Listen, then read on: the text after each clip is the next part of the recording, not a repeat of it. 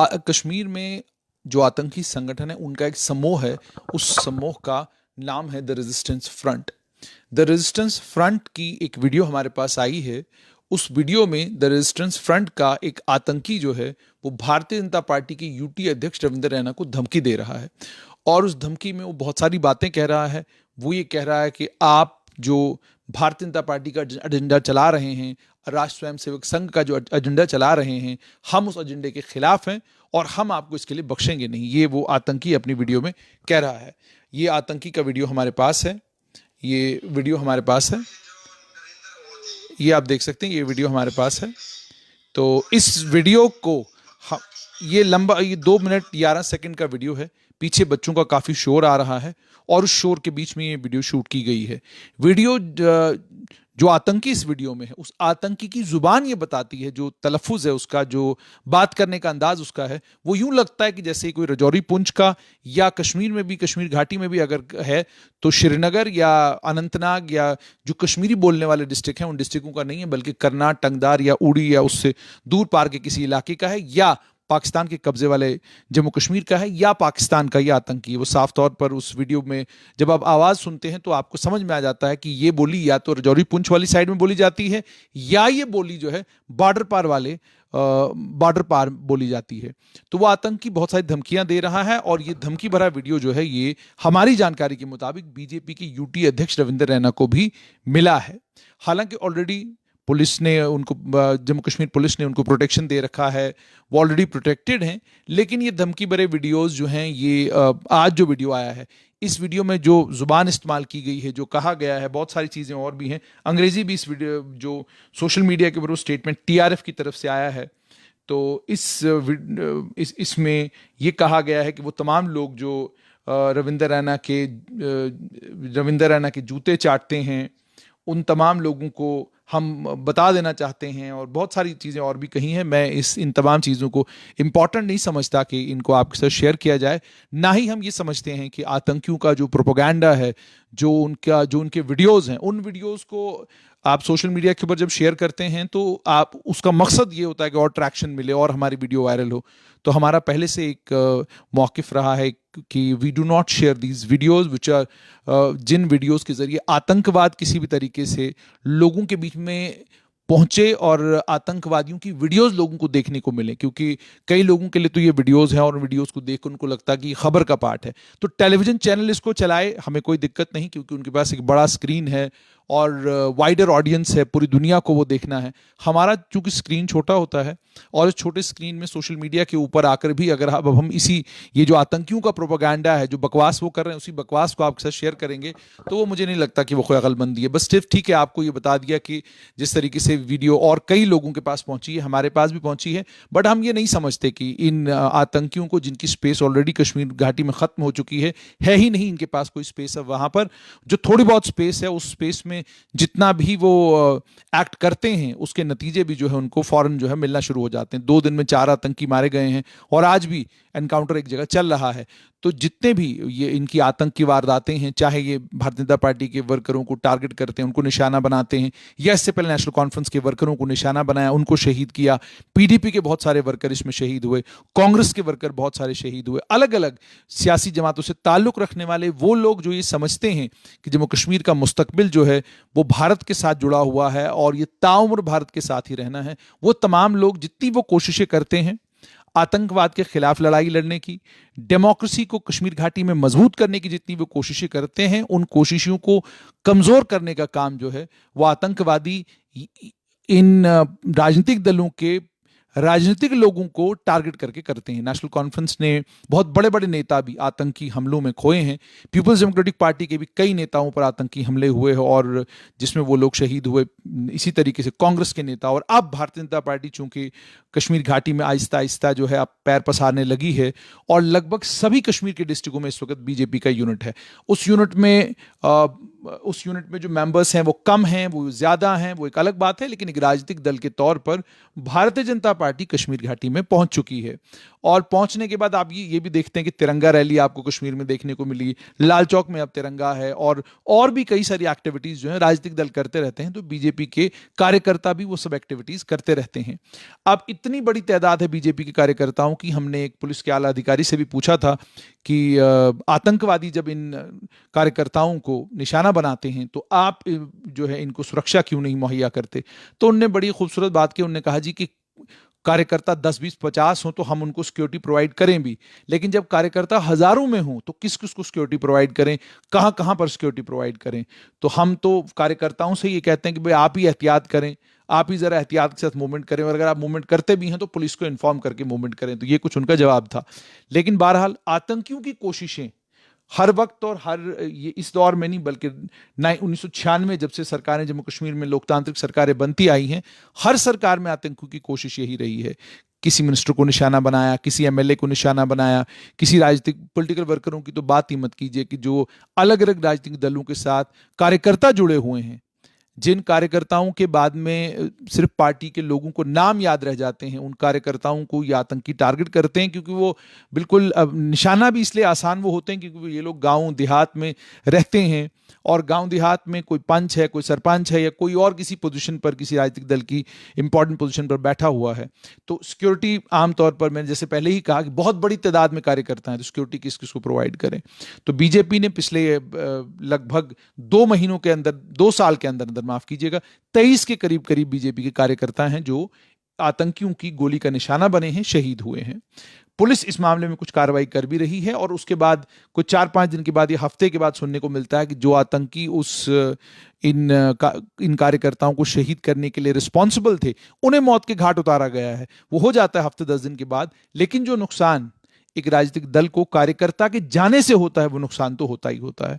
तो कुछ pre-emptive measures लेने की जरूरत है, वो पुलिस और फौज को प्रीएम्प्टिव मेजर्स लेने चाहिए, जिससे ये इंश्योर किया जाए कि आतंकियों को जो उनका अपना आतंकी मंसूबा है, उस आतंकी मंसूबे में कामयाब ना होने दिया जाए। तो आज, जैसे मैंने आपको कहा कि आज भारतीय जनता पार्टी के प्रदेश अध्यक्ष रविंदर रैना को धमकी आई है द रेजिस्टेंस फ्रंट से, और उस द रेजिस्टेंस फ्रंट ने उनको धमकी दी है, और उनको ये कहा है, जो अक्सर बेशतर आतंकी अपनी धमकी भरे उन वीडियोस मैसेजेस में, आजकल तो चूंकि बड़ा आसान है, आप वीडियो मैसेज जो है वो भेज देते हैं, और वो वीडियो मैसेज जो है सोशल मीडिया के जरिए वायरल हो जाता है। लेकिन जैसा मैंने आपको कहा कि आपको ये स्ट्रेट लाइन के ऊपर जो है वीडियो मैसेज देखने को नहीं मिलेगा, और ना ही हम इसको वीडियो को अपने यहाँ स्ट्रेट लाइन के ऊपर चलाएंगे, क्योंकि हमारा साफ तौर पर ये मानना है कि आतंकियों को स्पेस देना या उनको किसी भी जगह देना मेक्स नो सेंस।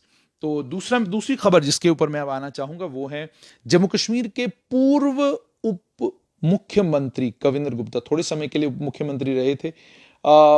उनको लेकर एक मामला जो है वो इंडियन एक्सप्रेस में आया है। उसमें ये कहा गया है कि जो पूर्व डिप्टी चीफ मिनिस्टर हैं कविंदर गुप्ता, उन्होंने भी किसी जगह जमीन ली है, और ये मामला जो है आज इंडियन एक्सप्रेस में आया है। इंडियन एक्सप्रेस ने उस पर एक डिटेल स्टोरी करी है, और डिटेल स्टोरी करने के बाद उन्होंने बात भी की है कविंदर गुप्ता के साथ, और कविंदर गुप्ता ने इस चीज़ का खंडन किया है, और उन्होंने ये कहा है कि मेरा इस मामले से कोई लेना देना नहीं है, मैंने कब ये ज़मीन कब मेरे नाम हुई, कैसे मेरे नाम हुई, इसके बारे में मुझे कुछ मालूम नहीं।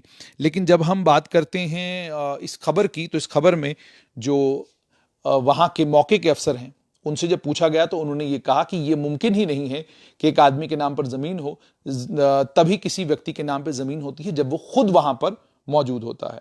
तो खबर के मुताबिक रोशनी एक्ट से जुड़ा हुआ मामला है ये। इस रोशनी एक्ट से जुड़े हुए मामले में तहसीलदार भलवाल के यहाँ आरटीआई एप्लीकेशन डाली थी वरिष्ठ वकील शेख शकील ने।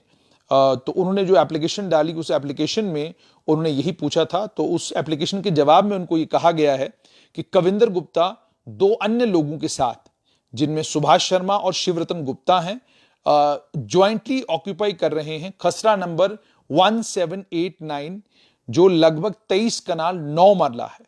8 कनाल का 1 एकड़ होता है। अब आप खुद हिसाब लगाइए, लगभग 3 एकड़ के करीब करीब जो है ये जमीन है, जो घैंक गांव में भलवाल तहसील में जम्मू डिस्ट्रिक्ट में है। और इसके बारे में ये कहा गया है कि ये 2010 और 2016 के बीच में किया गया। खसरा नंबर जो है, खसरा number is a plot number. अच्छा, वो खसरा नंबर के बारे में तफसील आई है कि भाई खसरा नंबर क्या होता है, तो वो प्लॉट नंबर होता है। दूसरा ये भी कहा गया कि जहां तक इनका तीनों लोगों का ताल्लुक है, सुभाष शर्मा, शिवरतन गुप्ता, शर्मा का जहां तक ताल्लुक है वो एक इंडिपेंडेंट काउंसलर है इंदिरा कॉलोनी से, जानीपुर से, जम्मू म्युनिसिपल कॉर्पोरेशन में। और शिवरतन गुप्ता जो हैं ये इंदिरा कॉलोनी में रहते हैं। दोनों से इंडियन एक्सप्रेस ने बात की है, कविंदर गुप्ता से भी बात की है और शर्मा से भी बात की है। दोनों ने डिनाई किया है। उन्होंने कहा कि हमारे पास घेंक में कोई जमीन नहीं है। और इसमें यहां तक है कि कविंदर गुप्ता ने यह कहा कि मुझे मेरे माता पिता की कसम है कि मुझे नहीं पता कि कैसे और किन रेवेन्यू के मुलाजमीन ने गिरदावरी 23 कनाल 9 मरले की घेंक गांव में मेरे नाम पर एंटर किए, मुझे इसके बारे में कोई इत्तला नहीं है। उसके बाद ये भी जानकारी इसी में रिपोर्ट में आई है, अरुण शर्मा जम्मू से जो उनके ब्यूरो हेड हैं इंडियन एक्सप्रेस के, उनकी रिपोर्ट है, बहुत जिम्मेदार पत्रकार है। 2010 में उन्होंने ये कहा कि जब खसरा गिरदावरी इनके नामों पर एंटर हो रही थी तो उस समय नेशनल कॉन्फ्रेंस कांग्रेस की कोलिशन गवर्नमेंट थी और कविंदर गुप्ता उस समय जम्मू म्युनिसिपल कॉर्पोरेशन के मेयर थे। और लेकिन ये बाद में 9 फरवरी 2017 को भलवाल तहसीलदार भलवाल ने जो है वो कैंसिल की थी, क्योंकि 2011 में जम्मू कश्मीर हाई कोर्ट का ऑर्डर आया था जिसमें उसने गवर्नमेंट को ये कहा था कि तमाम म्यूटेशंस और गिरदावरी जो स्टेट लैंड्स पर हुई हैं प्राइवेट इंडिविजुअल्स के लिए, उन तमाम को कैंसिल किया जाए। और ये भी आपको बताएं कि ये तमाम उस PIL के नतीजे में हुआ है जो प्रोफेसर SK भल्ला ने एडवोकेट शेख शकील के जरिए हाई कोर्ट में फाइल की थी। कविंदर गुप्ता बाद में स्पीकर थे, लेजिस्लेटिव असेंबली के स्पीकर भी रहे और फिर उप मुख्यमंत्री भी रहे। DDC के चुनाव से पहले नवंबर 2020 में सरकार ने, जम्मू कश्मीर की सरकार ने उस समय बड़े हैरानकुन तरीके से तमाम पॉलिटिशियंस का, और इसमें लगभग सारी अपोजिशन पार्टीज थी, रिटायर्ड ब्यूरोक्रेट्स के नाम जो है अलग अलग अखबारों में छपवाए थे, जिनको छपवाने का मकसद ये था कि लोगों को ये बताया जाए कि कौन लोग हैं वो जिन लोगों ने रोशनी मामले एक्ट के तहत जिन लोगों को जमीन मिली है। तो उसके बाद इंडियन एक्सप्रेस ने जो तहसीलदार भलवाल हैं उनसे भी बात की है, अमित उपाध्याय से, और घेंक के पटवारी मोहम्मद असलम से। उन्होंने भी कहा है they did not know how the revenue entries inspectors, अच्छा उन्हें भी नहीं मालूम। आप देखिए आलम यह है कि रेवेन्यू डिपार्टमेंट के पटवारी भी और वहां के तहसीलदार भी कहते हैं कि उन्हें खुद नहीं पता कि ये एंट्रियां जो हैं 2010 में इन 3 लोगों के नाम पर कैसे हुई हैं। लेकिन जब उपाध्याय से बाद में थोड़ी सी पड़ताल की है इंडियन एक्सप्रेस के रिपोर्टर ने, तो उन्होंने कहा है कि किसी भी स्टेट लैंड की खसरा गिरदावरी किसी के नाम पर तब तक मुमकिन नहीं हो सकती जब तक एक शख्स खुद वहां पर खड़ा ना हो। और इन्होंने ये भी कहा है कि जो लैंड पार्सल है खसरा नंबर 1789, ये पहाड़ी सी है और इसके ऊपर कुछ घास-वास बनी हुई है और अब ये सरकार के पास है। इसके ऊपर कोई कंस्ट्रक्शन नहीं है, कोई कल्टीवेशन नहीं है। तो ये तो आलम है। और ये यहां पर आपको ये बताना भी जरूरी है कि रोशनी के मामले में सबसे पहले जो है बात की थी comptroller and auditor general of India ने एक कैग की रिपोर्ट में। उस रिपोर्ट में उन्होंने ये तफसीलात शाया की थी जिसमें उन्होंने कहा था कि अरबों रुपए की जमीन को टके के भाव में जम्मू कश्मीर में रोशनी एक्ट के जरिए ताकतवर लोगों को दिया गया। ये बातें जो है रोशनी एक्ट, ये बातें की थी कैग ने। और उसके बाद 2013-14 के ही उस दहाई में एक प्रेस कॉन्फ्रेंस उस वक्त के रेवेन्यू मंत्री एजाज अहमद खान ने की थी और उस प्रेस कॉन्फ्रेंस में उन्होंने इन तमाम बातों का खंडन किया था और ये कहा था कि कोई रोशनी स्कैम नहीं हुआ है, कुछ नहीं हुआ है, ये ऑब्जर्वेशंस हैं कैग की और हम इन ऑब्जर्वेशंस का जवाब देंगे। लेकिन साथ में ये भी कहा था कि अगर कहीं कोई खुर्द-बुर्द हुई होगी तो उसमें भी हम लोग कार्रवाई करेंगे। लेकिन बहरहाल उसमें कोई कार्रवाई नहीं हुई। PIL फाइल किया गया था हाई कोर्ट में। उस PIL के नतीजे में यह हुआ कि फाइनली जब वो कंक्लूड हुई PIL, तो इस रोशनी एक्ट को असंवैधानिक डिक्लेयर कर दिया था चीफ जस्टिस गीता मित्तल और उनके बेंच ने। उन्होंने कहा था कि इस रोशनी एक्ट को कलअदम करार दे दिया और कहा कि इस रोशनी एक्ट के तहत जितने लोगों को जमीनें दी गई हैं वो तमाम जमीनें उनसे वापस ले ली जाएं। जब ये मामला बना तो उसके बाद सरकार को ये पता चला कि जो ताकतवर लोग हैं उन्हें तो बहुत बहुत उनकी तादाद, जाहिर सी बात है किसी भी जगह आप जाएंगे तो ताकतवर लोगों की तादाद बहुत थोड़ी होती है, कमज़ोर लोगों की तादाद बहुत ज़्यादा होती है। तो ये पता चला कि जी बहुत बड़ी तादाद में तो वो किसान हैं, वो गरीब लोग हैं जिनको जेन्युइनली रोशनी एक्ट के तहत जो है ज़मीन मिली है, और कई लोग ऐसे अमीर लोग भी हैं जिन्होंने बाजाब्ता पूरा पैसा दे करके ज़मीनें ली हुई हैं। तो अब उनसे ये सब ज़मीनें हम वापस कैसे ले लें? और उसके बाद कई लोग ऐसे हैं जिनके पास सिर्फ एक मकान है और थोड़ी सी ज़मीन उसके सामने है, उनसे ये ज़मीनें वापस कैसे ले लें? तो फिर जो है रिव्यू पिटिशन लेकर खुद जम्मू कश्मीर की सरकार जो है हाई कोर्ट के सामने पहुंच गई। हाई कोर्ट ने उस रिव्यू पिटिशन को एडमिट किया और अब उस रिव्यू पिटिशन पर हियरिंग चल रही है। लेकिन ये सब चीजें अभी तक हो चुकी हैं, लेकिन अलग अलग लोगों के नाम आना और उन नामों के ऊपर राजनीति होना अभी तक बंद नहीं हुई है। आज अगर कविंदर गुप्ता का नाम आया है तो खबर की शुरुआत में जब आप कविंदर गुप्ता का नाम पढ़ते हैं तो आपको लगता है कि भाई कोई मामला बन गया है, लेकिन खबर जब खत्म होती है तो वहां आपको पता चलता है भाई कोई मामला नहीं है, जमीन सरकार ने वापस ले ली है और जमीन किसी के नाम पर इस वक्त नहीं है। और अगर कभी कोई म्यूटेशन किसी के नाम पर हुई भी थी तो उसको सरकार ने वक्त रहते 2017 के करीब करीब कैंसिल किया है।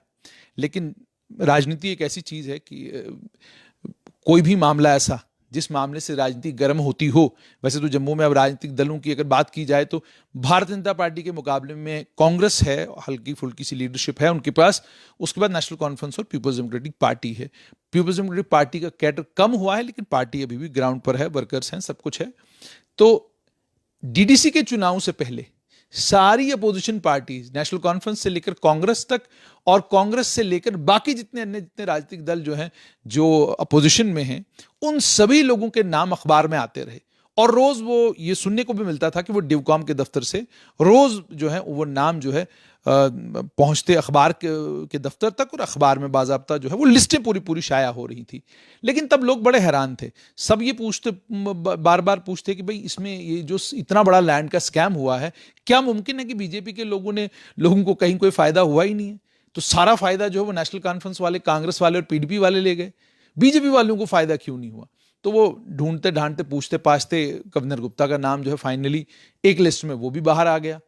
तो जब कविंदर गुप्ता का नाम बाहर आया तो फिर उस पर काफ़ी हंगामा हुआ और बीजेपी ने उस वक्त भी कविंदर गुप्ता ने बाज़ाब्ता उन्होंने प्रेस कॉन्फ्रेंस भी कही थी और मीडिया ने जब उनसे पूछा भी था तो उन्होंने कहा भाई मेरे नाम पे इस वक्त कोई ज़मीन नहीं है, जो कि हकीकत है कि 23 कनाल जो ज़मीन थी वो इस वक्त, ये जो इंडियन एक्सप्रेस की रिपोर्ट है इसके आखिर में भी यही कहा गया है कि वो ज़मीन जो है इस समय कविंदर गुप्ता के नाम पर नहीं है। तो ये थी दो बड़ी खबरें। एक खबर तो ये कि रविंदर रैना, भारतीय जनता पार्टी की यूटी अध्यक्ष, उन्हें एक खबर के मुताबिक तहरीक दी रेजिस्टेंस फोर्स, आतंकियों का एक संगठन है, उस संगठन ने जो है उन्हें धमकी दी है और धमकी का वीडियो भी जो है मुझे लगता है आप लोगों को सोशल मीडिया के ऊपर कहीं ना कहीं देखने को मिलेगा, स्ट्रेट लाइन के ऊपर देखने को नहीं मिलेगा। और दूसरी खबर ये कि पूर्व उप मुख्यमंत्री कविंदर गुप्ता को लेकर इंडियन एक्सप्रेस की रिपोर्ट है जिसमें यह कहा गया है कि वाकई उनके पास भी रोशनी के तहत जमीन आई थी, लेकिन अब वो सरकार ने वापस ले ली है।